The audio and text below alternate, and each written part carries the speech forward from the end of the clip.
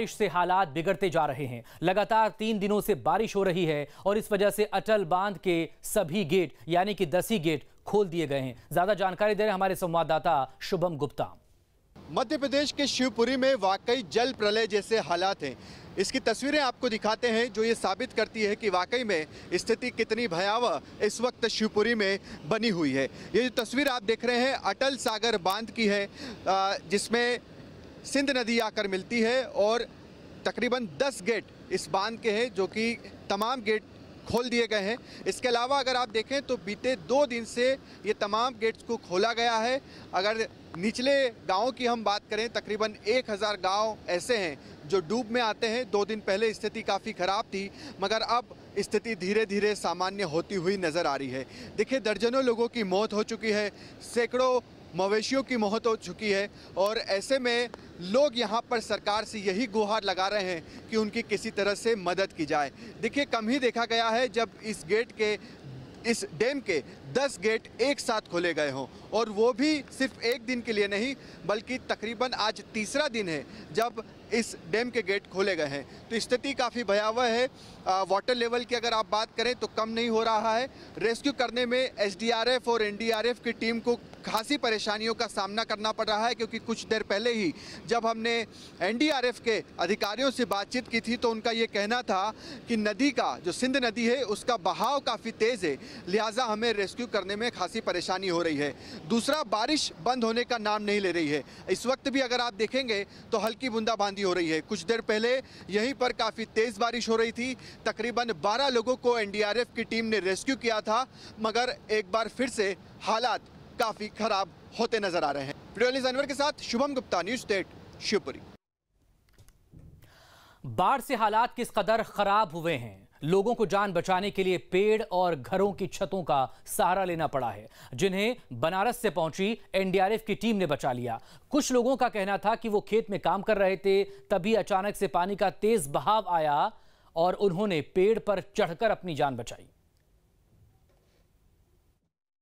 शिवपुरी में लगातार बाढ़ जैसे हालात हैं और इस बाढ़ जैसे हालातों में एनडीआरएफ की टीम डटी हुई है। ये तस्वीरें आप देख रहे हैं जहां पर लगातार एनडीआरएफ की टीम रेस्क्यू कर रही है। अभी इस छोटे से बच्चे को रेस्क्यू किया है और लगातार तकरीबन 3 से 4 घंटे का ये समय लगा है जब सिंध नदी में जाकर एनडीआरएफ की टीम लगातार रेस्क्यू कर रही है। सर, आपसे बातचीत करते हैं। आप बताइए कि कब से आप लोग रेस्क्यू कर रहे हैं और कितनी मुश्किल हो रही है? सर, यहाँ पे बारिश काफ़ी दिनों से चल रहा है। जैसे हम लोग 11 एनडीआरएफ वाराणसी से आए हैं तो वहाँ से हम लोग पहुँचने के सुबह जैसे खबर मिला कि 4-5 लोग यहाँ पे फंसे हुए हैं 2 दिन से, तो उनके लिए हम लोग सुबह यहाँ जितना जल्दी हो सके पहुँचे और उनको काफ़ी मुशक्क़त हुआ क्योंकि यहाँ पे डैम से काफ़ी तेज़ पानी का बहाव हो रहा है। तो यहाँ पे काफ़ी लोग देखे भी कि इतना बहाव है, उसमें बोट को उतारना और लेके जाना काफ़ी कठिन था, लेकिन फिर भी हमारे जवानों ने बहुत बहादुरी के साथ उसमें काम किया और इनको सुरक्षित तरीके से निकाल कर यहाँ लेके आया। सुबह कितनी बजे आपका रेस्क्यू ये शुरू हुआ था और आपको यहाँ तक पहुँचने में कितनी मुश्किल आई, क्योंकि हम देख रहे हैं कि पुल इधर से भी टूटा हुआ है, दूसरे भी कई पुल टूटे हैं? सर, हमने आज मॉर्निंग ही यहाँ पे शिवपुरी में पहुँचे थे और यहाँ पे आके हमारे को लोकेशन मिली। हमारे को स्थानीय पुलिस ने अवगत कराया कि ऐसे से 5 विक्टिम जो है पार दिखाई दे रहे हैं जो कि पेड़ पे चढ़ के हमारे को बोल रहे हैं कि बचाइए। तो हमें 11:30 बजे के लिए हमने वहाँ से अप्रोच की तो रास्ते में कुछ दिक्कतें आई। दिखते आने के बाद हम जैसे नीचे पहुंचे देखा तो नदी का बहाव बहुत तेज़ था और हमने जितने में तैयारी की तो हमारे को तैयारी करते करते आधा पौना घंटा लग गया और हमारे जवानों ने बहुत ही मशक्क़त के बाद जो है इन विक्टिम को बचाया, जिसमें 2 बच्चे हैं जो कि अभी इन्फेंट है और 1 महिला है और 2 पुरुष थे जो कि सभी सेफ है। कितनी बड़ी टीम थी आपकी और इस पूरे ऑपरेशन? सर, हमारी टीम में हम 2 एसओ और 17 वार्स जो है लेके चले थे और हमने जो है अपनी तरफ से जितना भी हो सकता था जल्दी रेस्क्यू। आगे को लेकर अब आपकी कहाँ जाने की तैयारी है, कहाँ पर सूचना मिली? सर, अभी तो हम यहीं बैठेंगे जब तक बारिश का मौसम है, तब तक तो हम यहीं रहेंगे। बाकी फर्दर जैसा प्रशासन हमारे को आदेश देगा हम वैसा ही करेंगे। इस छोटे से बच्चे से भी बात करते हैं जिसे एनडीआरएफ की टीम ने बड़ी मशक्क़त से बचाया। बेटा, क्या नाम है आपका? क्या नाम है आपका? नाम क्या है? नाम बता दे। कहाँ फंस गए थे आप? कहाँ फंस गए थे? नदी में फंस गए थे। नदी में फंस गए थे? नदी में फंस गए थे। अच्छा, बचा लिया तुम्हें? बचा लिया। ये छोटा सा बच्चा है। और कोई यहाँ पर जिसका रेस्क्यू जो है वो किया गया हो, क्योंकि कई लोग जो है जी आपसे बातचीत करते हैं। आप बताइए कहाँ पर फंस गए थे आप और कैसे फंस गए? अरे वहाँ पे हमारी फसल थी, वहाँ पे हम रहते थे, तो 3 लोग तो हमने 4 लोग तो निकाल दिए थे, हम 5 लोग रह गए थे। जब तक हम आए हमसे बोले वो गेट पावर बजे डैम वाले 1 घंटे में गेट निकालेंगे, इनने साहब 10 मिनट में गेट निकाल दिए। हाँ हम आए, जब तक निकालने के जब इतना पानी तो हमको वापस पकड़ना पड़ा। ये हाथ पैर भी चले गए, जी देखो पूरे हाथ चले हैं, पैरों में लग गई, भगे। फिर पेड़ पर चढ़ा, हम इनको चढ़ा गए, फिर मैं दूसरे पेड़ पर चढ़ा, जब बच पाए। ठीक है, तो एनडीआरएफ की टीम को आपने देखा? हाँ देखा, तो उन्होंने बचाया? निकालने के लिए गए हमारे लिए।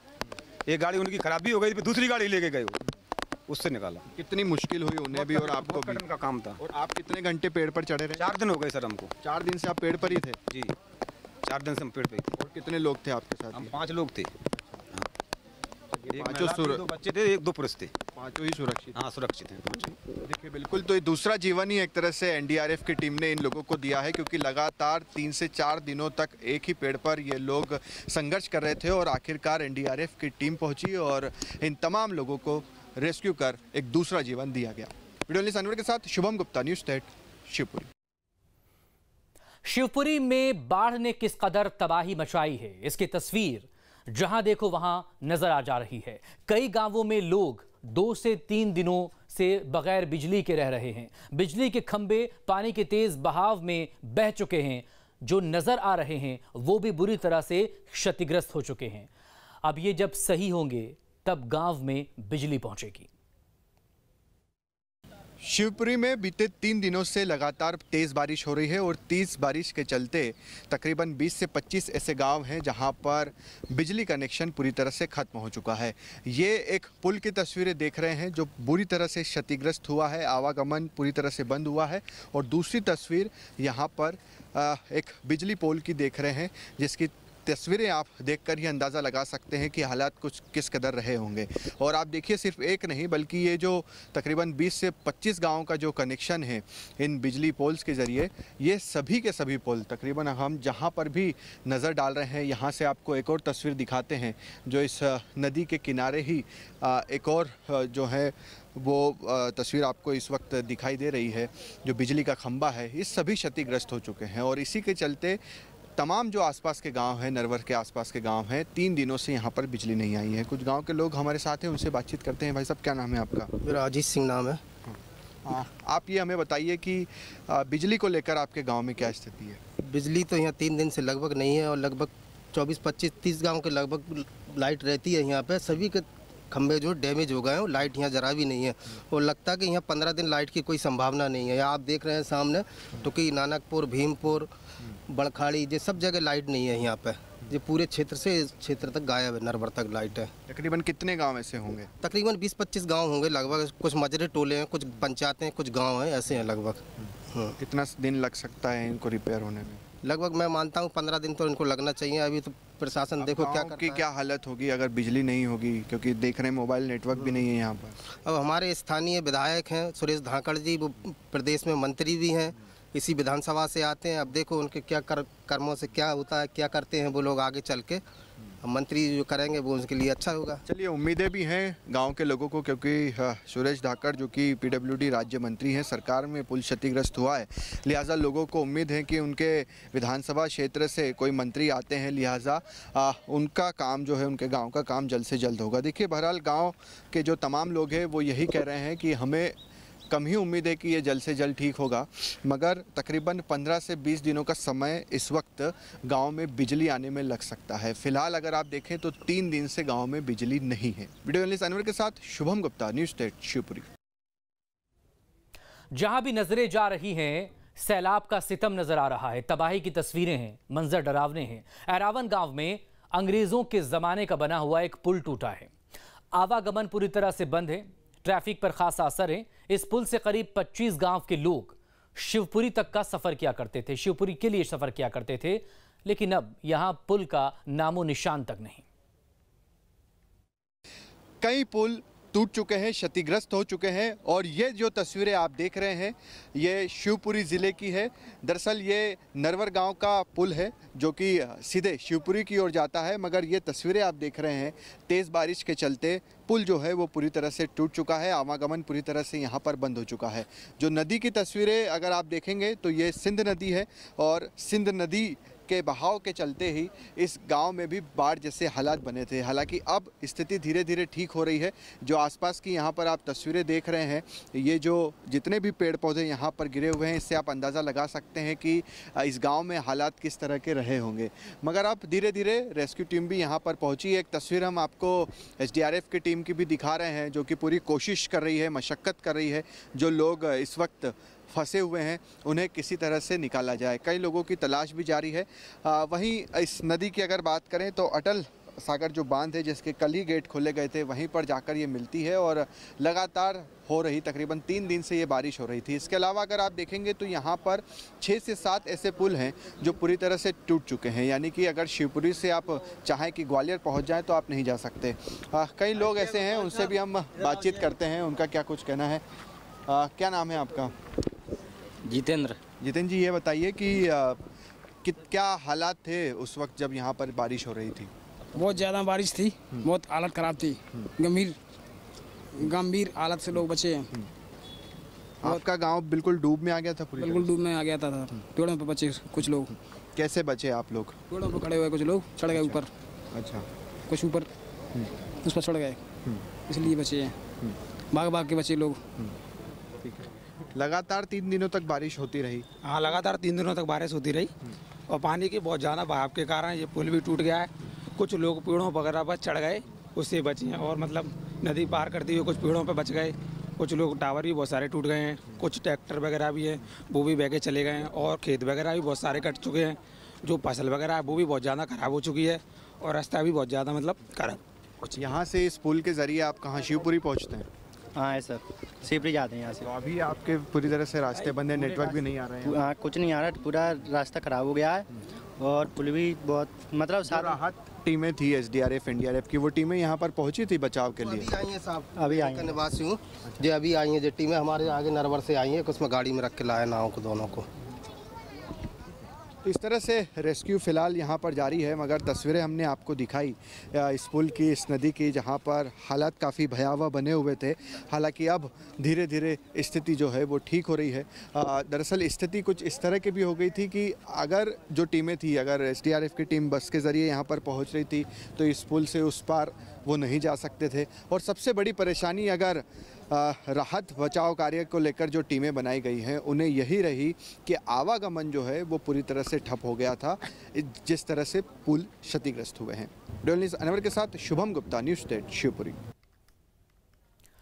तबाही की तस्वीर सड़कों और बिजली के खंभों तक ही सीमित नहीं है। इसकी भयावहता कोई झेल रहा है तो वो किसान है। किसानों की पूरी मेहनत पानी के इस सैलाब में बह गई है, तो उनके मवेशी और घर का सामान भी सैलाब अपने साथ बहा ले गया। अब रोजी रोटी और फिर से अपने पैरों पर खड़े होने की सबसे बड़ी चिंता और सबसे बड़ा संकट किसानों के सामने है। शिवपुरी में लगातार 4 दिनों से बारिश हो रही है और इसके चलते लगातार नुकसान भी हो रहा है। सबसे ज़्यादा नुकसान किसानों को हुआ है। ये तस्वीरें आप शिवपुरी के ही एक गांव दमकंड की देख रहे हैं, जहां पर लगातार हो रही तेज़ बारिश से, या यूं कहें कि इस जल प्रलय से फसलें पूरी तरह से बर्बाद हो चुकी है। किसान सबसे ज़्यादा इस वक्त परेशान हो रहे हैं। आप देखेंगे इस वक्त मैं एक खेत में मौजूद हूँ और आसपास की जितनी तस्वीरें आप देखेंगे सिर्फ और सिर्फ पानी ही नज़र आ रहा है। कुछ किसान हमारे साथ मौजूद हैं, उनसे भी हम बातचीत करते हैं क्योंकि सबसे ज़्यादा वो इस वक्त परेशान हो रहे हैं। देखिए, इस गांव में तमाम तरह के संपर्क जो हैं वो टूट चुके हैं। मोबाइल नेटवर्क यहाँ पर नहीं हो रहा है, बिजली इस गांव में है नहीं। इन किसानों से बातचीत करते हैं। क्या नाम है आपका? रामबरन। बताइए कि सबसे पहले तो बताइए कि किस तरह के हालात आपके गांव में इन 2-3 दिनों से रहे हैं, क्या कुछ बीती आपका गांव में? सर इतना बाढ़, एकदम बाढ़ मैंने वो खोल दिया कहते हैं गेट, उससे हमारे गांव में पूरे में तबाही मच गई। हम सो रहे थे टपरिया में, नीचे से पाइप को सिखा ना उनने कई का गेट खोलना है, एकदम रात में गेट खोलना है। हमारी मवेशी बब गई, पड़े हुए बच्चा भी बब गए, मोटरसाइकिल भी बब गई, एकदम बाज गए बच्चे। हमारी खेती में धान कड़ी वो सब। फसलें कितनी बर्बाद हुई आप? हमारी 20-25 बीघा की फसल चली गई, धान मोटर चली गई, लेजर में चली गई, सब बर्बाद हो गया हमारा। तो कुछ मवेशी भी चले गए, यहाँ पे कुछ नहीं बचा। मवेशी भी चले गए, फसलें भी बर्बाद हो गई, मोटर भी चली गई। इतना नुकसान कितना नुकसान आपको अगर हुआ होगा? हमको तो बहुत हुआ है सर, हमको नुकसान बहुत सारा, 20 लाख का। जी सर। तो ये सभी किसानों की इसी तरह के हालात होंगे जो भी है सर, हर जगह पे इसी तरह के हालात है हमारे यहाँ पे मणिखर डैम पे। ऐसे ही है, सब किसान ऐसे ही परेशान हुए हैं। सबका कोई का 1 लाख का, कोई का 2 लाख का, कोई का 5 लाख का, सबका नुकसान होगा। मोटर पंप मवेशी भैंसें बंद नहीं हुई, वो सब मरी ठोर पे मर गई, कच्चे पे गई, टूट गए। अब सरकार से कम आप एक उम्मीद रखते हैं कि वो कम से कम मदद करे कुछ आपकी? हाँ सर, मवेशी हमारी ये खेती में चली गई, उसका मामला मिल जाए खेती का, और हमारी मवेशी है उनका आधा काट लेंगे, उसका पैसा मिल जाए हमारे को, तो हम रहने की व्यवस्था कहीं पे की जाए, क्योंकि हमारा गांव इतने उसमें बसा हुआ है जो कभी भी डूब सकता है, इसलिए हमारी कहीं पे रहने की व्यवस्था की जाए यहाँ से। हाँ, अलग चपेट में ज़्यादा गांव बिल्कुल नदी से बगल में है, गेट के नीचे ही है। तो ये तस्वीरें आपने देखी, किस तरह के भयावह स्थिति यहाँ पर है। हालात काफ़ी खतरनाक यहाँ पर साबित हो रहे हैं और आप देखिए कि किसानों की फसलें पूरी तरह से बर्बाद हो चुकी है। इन किसानों का सिर्फ और सिर्फ सरकार से यही कहना है कि सरकार जिस तरह भी उनकी आर्थिक सहायता कर सकती है बिल्कुल उसे करनी चाहिए। वीडियो जर्नलिस्ट के साथ शुभम गुप्ता, न्यूज़ स्टेट, शिवपुरी। तो ग्वालियर चंबल इलाके के 7 जिले बाढ़ की चपेट में हैं। हालांकि लगातार मॉनिटरिंग हो रही है, लेकिन तबाही के निशान सिर्फ यही नहीं है। बाढ़ की इस तबाही ने महिलाओं को भी परेशान कर रखा है। उनका बसा बसाया घरौंदा उजड़ गया है और अब सबसे बड़ी फिक्र इसी बात की, कैसे फिर से सब एक बार फिर से शुरू करना होगा। मध्य प्रदेश के शिवपुरी में जल प्रलय चल रहा है और ऐसे में कई ऐसी महिलाएं हैं जो एक तरह से वन क्षेत्र में रहती है, वो एक तरह से बेघर हो गई है। ये तस्वीरें आप उन महिलाओं की देख रहे हैं जिनके जल प्रलय के चलते काफ़ी नुकसान हुआ है, फसलें बर्बाद हो रही है, मवेशी बह गए हैं और एक तरह से घर बार भी नष्ट हो गया है। इनसे बातचीत करते हैं कि अब ये लोग कहाँ रह रहे हैं, किस तरह से रह रहे हैं, कुछ खाया भी है या नहीं खाया है। क्या नाम है आपका? नतिया भाई। आप ये बताइए कहाँ रहते हैं आप? कल्याणपुर बसर जी। कल्याणपुर मेरे बच्चा गिर गए थे, 6 लड़का, इतने बारे बच्चा मेरे, छोटे छोटे नाती मेरे बच्चा सर जी। तो कल परसों के दिन नकारे थे, सपान एक पूरी रात पूरा बचा लिया उन्हें? बच गए सर जी, बच गए, तुम्हारी बात से बच गए सर जी मेरे बच्चा। आप लोगों का घर बार की स्थिति क्या है, ठीक है या सब बह गया है? नहीं सर जी, बिता घर पे नहीं आए बच्चा मेरे। हमने फसल करी वो पूरी बह गई हमारी, कुछ भी नहीं बचा। अब हम कर्जा मर्जा कैसे भरेंगे बैंकों का? KCC भी हैगी हमारे पे कर्जा सरकार, वो हम कैसे भरेंगे? हमने ये आषाढ़ की फसल करी, नष्ट हो गई साहब। अब बैंक वाले हम पे चढ़ नहीं कर रहे हैं, अब हम का जवाब देंगे सर? सरकार से उम्मीद रखते हैं कम से कम आप लोगों को कोई मुआवजा दे दे, इतना नुकसान हो गया आप लोगों का। हाँ, अब कोई हमें मुआवजा मिले करे तब हम उनका कर्जा भरेंगे सर। इसके अलावा बारिश से कितनी फसलें बर्बाद हुई है आपकी? इसके अलावा जो बारिश से घर में पानी भी आ गया था? हाँ, आ गया साहब पानी घर में। रात में जंगल में चढ़ गए पूरे बाल बच्चे लेके, हम घर पूरे खाली कर गए, बाल बच्चे सब लेके हम तो पहाड़ पे निकल गए थे।